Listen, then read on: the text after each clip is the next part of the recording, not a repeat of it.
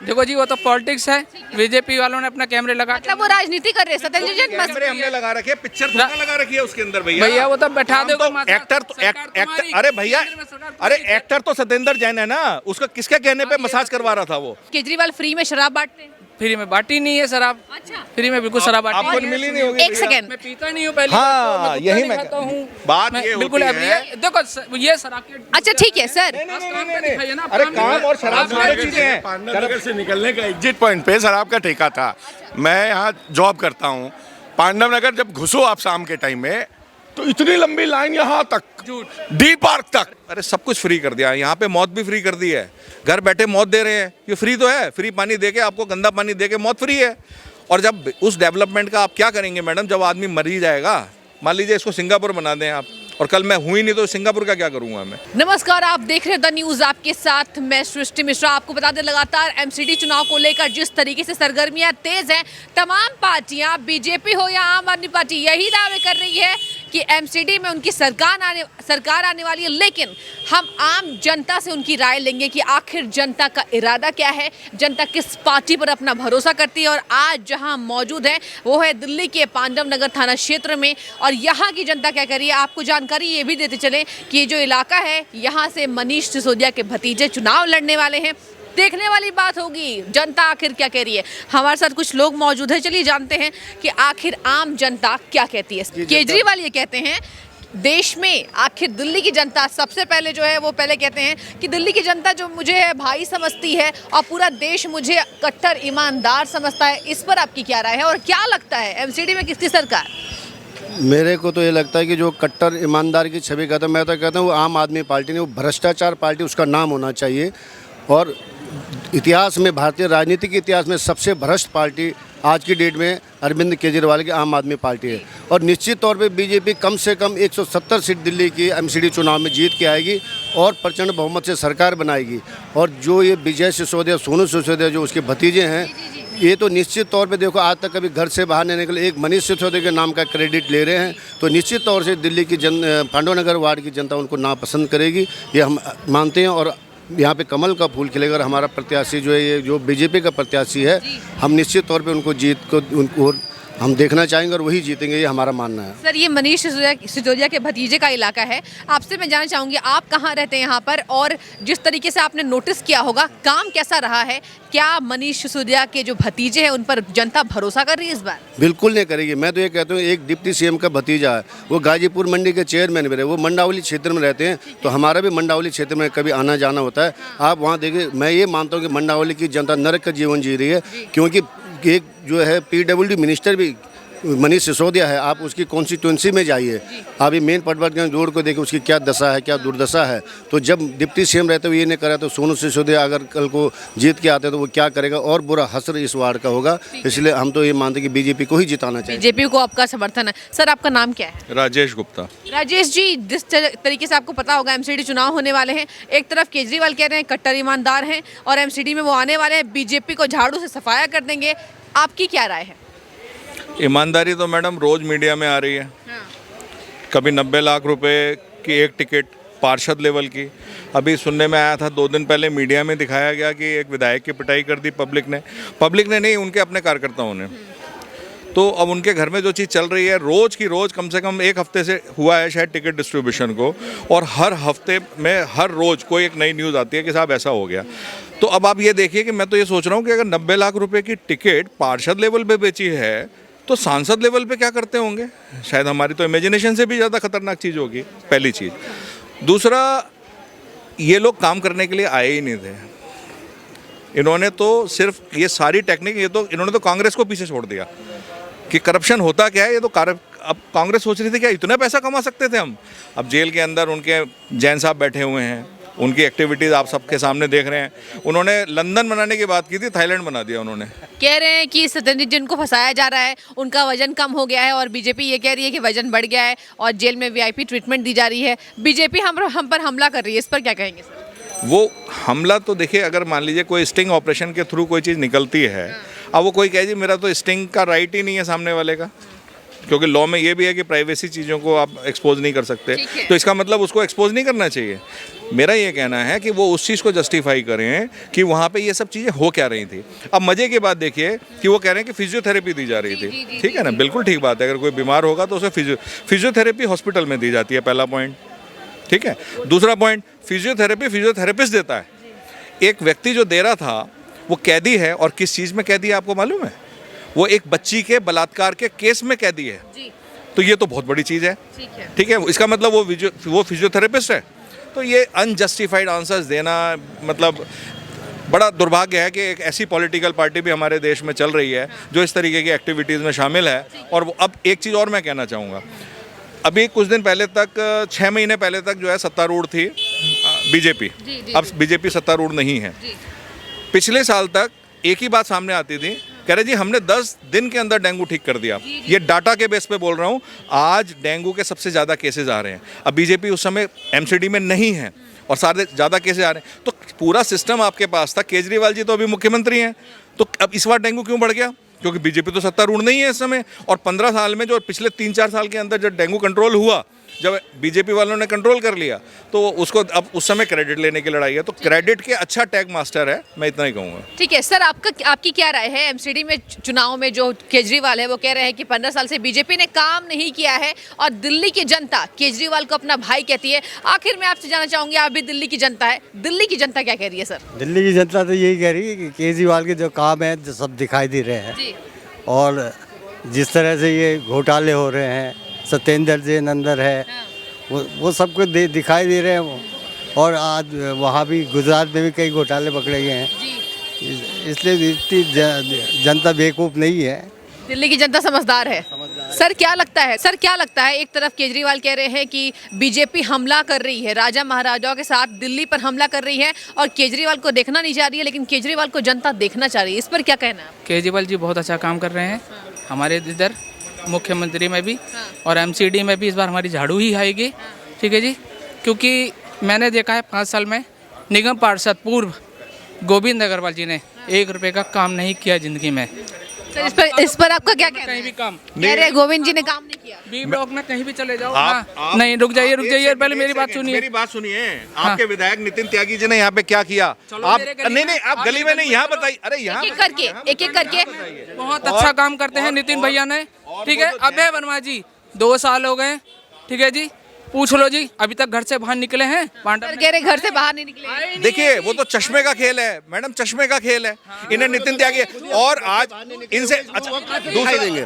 ये अपने घर से जब बाहर नहीं निकलेंगे तो उसको कहाँ से दिखाई देगा? आप पांडव नगर में कहाँ? बी ब्लॉक आ जाना लक्की। सर आप कहाँ रहते हैं? आपका कौन सा घर में? बी ब्लॉक B185 घर का address. Jain ji massage parlour में क्या करा रहे थे, इसके पे भी बता दीजिए। मुख्यमंत्री क्या बताइए ना, वो बताइए। आपकी पॉलिटिक्स है, मेरी पॉलिटिक्स है, क्योंकि बीजेपी वालों ने क्या पूरा घोटाला करके वहाँ पे सवाल मैं पूछ रही हूँ, जवाब आप लोग दीजिए। ये कह रहे हैं सत्येंद्र जैन अंदर क्या कर रहे हैं, इस पर आपका क्या कहना है? देखो जी, वो तो पॉलिटिक्स है, बीजेपी वालों ने अपना कैमरे लगा, मतलब वो राजनीति कर रहे हैं। सत्येंद्र जैन हमने लगा रखे, पिक्चर लगा रखी है उसके अंदर। भैया वो तो बैठा दो एक्टर तो अरे भैया, अरे एक्टर तो सत्येंद्र जैन है ना, उसका किसके कहने पे मसाज करवा रहा था वो?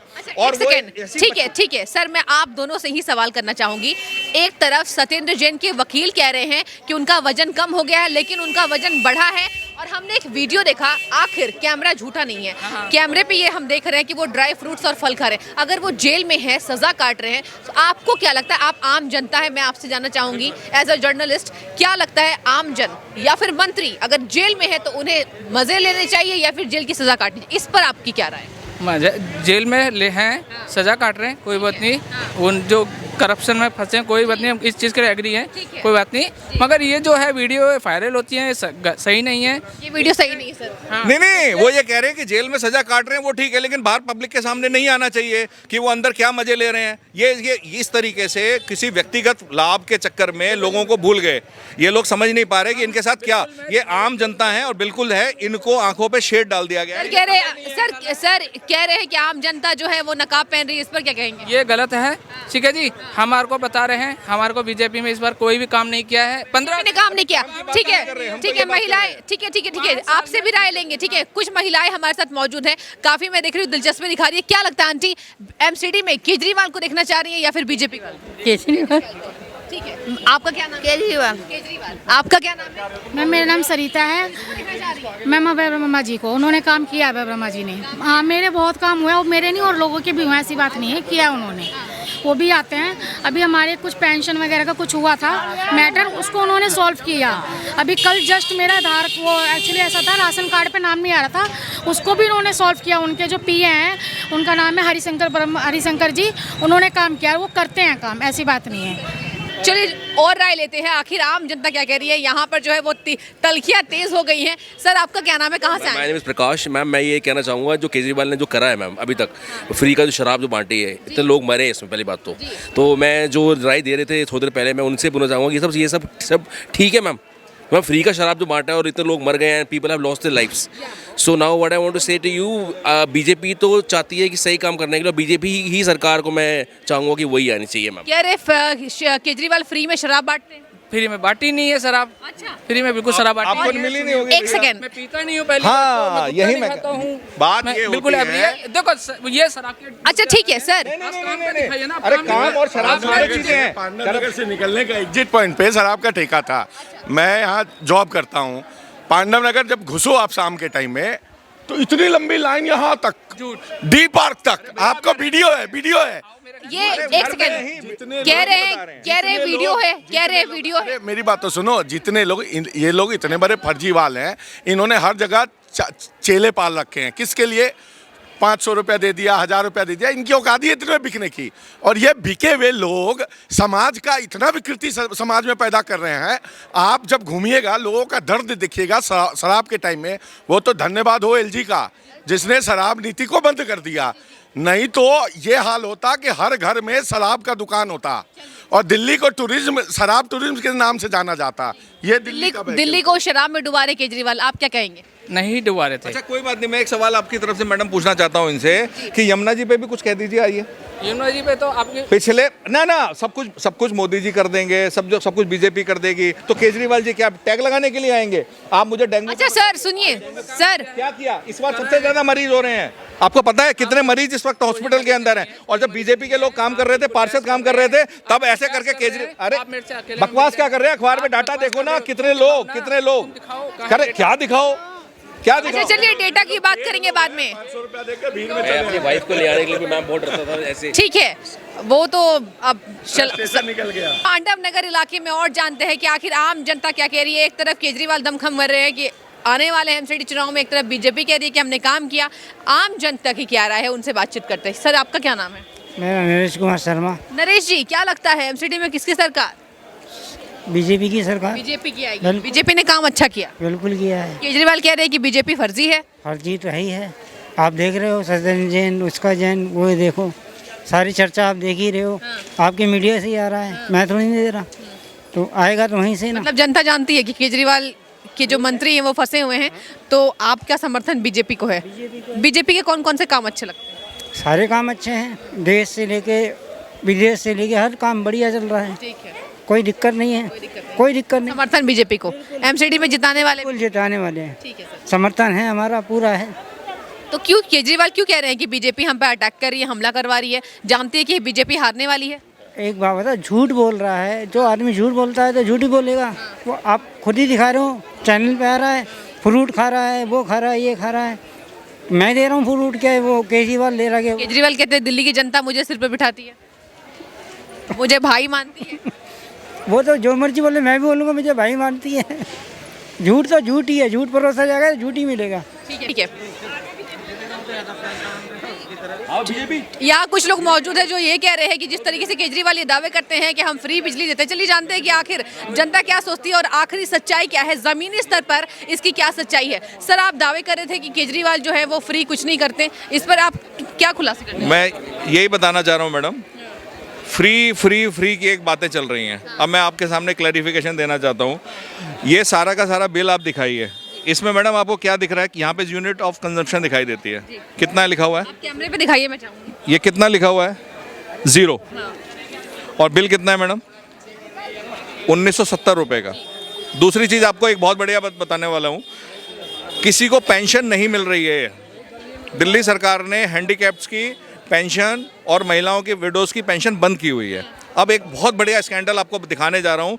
ये बिल मेरे घर का छापा नहीं हुआ है और बीजेपी के घर का छापा नहीं हुआ है, ये BSES ने छापा हुआ है बिल, ठीक है ना। इसका CA नंबर भी चेक कर सकते हैं, और किसी का भी जिसको भी कंफर्मेशन करनी हो वो अपने घर का बिजली का बिल चेक कर ले। यहाँ पे एक 7% पूरे बिल के ऊपर ये पेंशन सरचार्ज ले रहे हैं। पेंशन सरचार्ज मतलब ये बढ़िया तरीका है कि बिजली में आपसे सामान खरीद रहा हूँ तो आप अपना जो यूनिट का रेट है वो बताइए, मैं आपसे खरीद लूँगा। आप पेंशन के पैसे ले रहे हैं और पेंशन किसी को दे नहीं रहे हैं। ये पैसा कहाँ जा रहा है? और वो भी ऑथराइज किसको किया हुआ? एक प्राइवेट कंपनी को। मान लीजिए मैंने यहाँ पे इन भाई साहब से एक सामान खरीदा, इन्होंने कहा 100 रुपये का है, बाद में मैंने पेमेंट कर 100 रुपये प्लस टैक्सेस, तो आदमी सोचता है 10 रुपये टैक्स होगा भाई। बाद में इन्होंने मेरे से 117 रुपये मांग लिए, तो मैं इनसे पूछूंगा 117 रुपये किस बात के? कह रहे जी 100 रुपये का सामान था, आपको टैक्सेस बताए नहीं। मैंने कहा भाई 10 रुपये टैक्स है। तो उन्होंने कहा 7 रुपये वो क्या है जी, मेरे कुछ गरीबों की मदद करता हूँ उसके लिए पैसे ले रहा हूँ 7%। तो ये कोई तरीका है? BSES कैसे ले सकता है 7%? ये आपने भी आज तक, मैडम आप एंकर हैं, आपके भी किसी मीडिया चैनल से, आपको पता है कि 7% जो है ना सरकार जो है इस पर ये टैक्स ले रही है, पेंशन टैक्स ले रही है। ये देखिए लिखा हुआ है पेंशन सरचार्ज 7% और टोटल अमाउंट यूनिट, मतलब जो कितने समय से चल रहा है सर ये तो बहुत बड़ा घोटाला चल रहा है मैडम। ये कितना पुराना बिल में देखना पड़ेगा कि कब से चल रहा है, ये तो मुझे जानकारी नहीं है, लेकिन मैं इतना ये तब गुजरात भी पहुंच रहे केजरीवाल, कह रहे हैं कि दिल्ली की तरह हम विकास करेंगे, फ्री बिजली, फ्री पानी। अब मैं एक दूसरी बात कहता हूँ, ये तो बात हुई जो लोग पे कर रहे हैं। अब मैं फ्री वालों को बताता हूँ। आप सिर्फ इतना सोचिए कि जिसका बिल फ्री आ रहा है BSES का, उसका अगर बिल आता तो कितने का आता? 500 रुपये का। 500 रुपये का मतलब ईयरली कितना हो गया?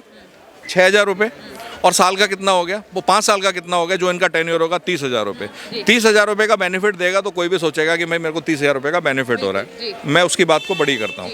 लेकिन पानी गंदा आ रहा है, ठीक है, पानी गंदा आ रहा है, उससे लीवर ख़राब होता है। और एक बार भी हॉस्पिटल में अगर लीवर ट्रांसप्लांटेशन की स्थिति आ जाएगी तो कितने खर्च होंगे मैडम? 30 लाख रुपए। किसी ने सोचा है? 30 लाख रुपए आपके घर के सारे लोगों का। एक योजना है बीजेपी वालों ने, मोदी जी ने एक लॉन्च की हुई है, जिसके अंदर 5 लाख का इंश्योरेंस मिलता है, उसको बंद कर रखा है। आप क्यों नहीं बेनिफिट होने दे रहे? अरे केंद्र दे रहा है ना पैसा, पैसा किसी के बाप का नहीं है, पब्लिक का पैसा केंद्र में जाता है, वहाँ से पब्लिक के लिए आता है।